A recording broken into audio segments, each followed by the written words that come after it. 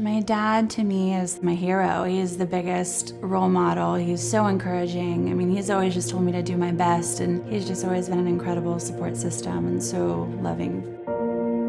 At the beginning of April 2014, I hadn't seen my dad in probably about a week or so, and I went over there.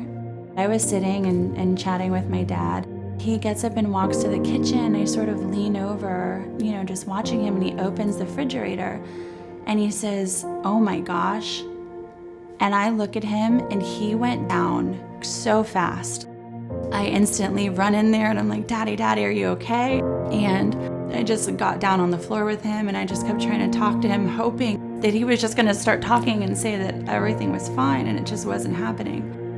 When he didn't respond and started turning blue and foaming at the mouth, I realized it was serious. There was no pulse, and I knew that I was gonna have to do CPR. I thought, this is that moment in my life where my dad dies. Like, this is gonna be my story, that I was there and saw the whole thing happen.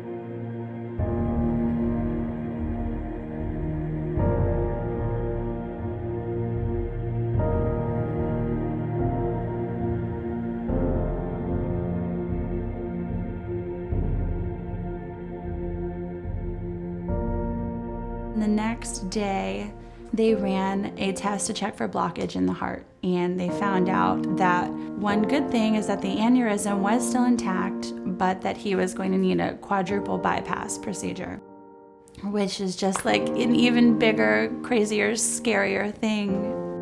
Saying goodbye to him from pre-op was pretty painful.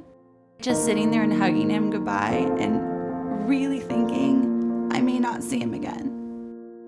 When I was sitting in the waiting room too, it was a long day, a lot of hours of just praying and hoping that this was gonna go the way it was supposed to go.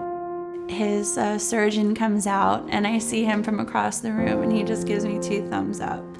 And I just totally lost it. Like, what a relief. Before I had my heart attack, I thought my health was all right. I've worked out all my life. Never thought I'd have to go in for a major surgery. He still had a long road after that of cardiac rehab. Just teach him how to do things again. His balance wasn't good, his breathing wasn't good, everything. He was just so weak, and it was a long recovery after that. The only thing I knew how for myself to get better was to get back in the gym and work out. But obviously with quadruple heart bypass, you just can't jump back in the gym and do everything you used to do. So I was very frustrated.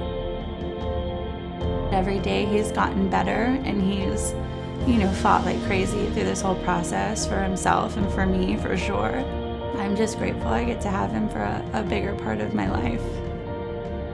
When I found out Heather was the one who saved my life, I was overly proud.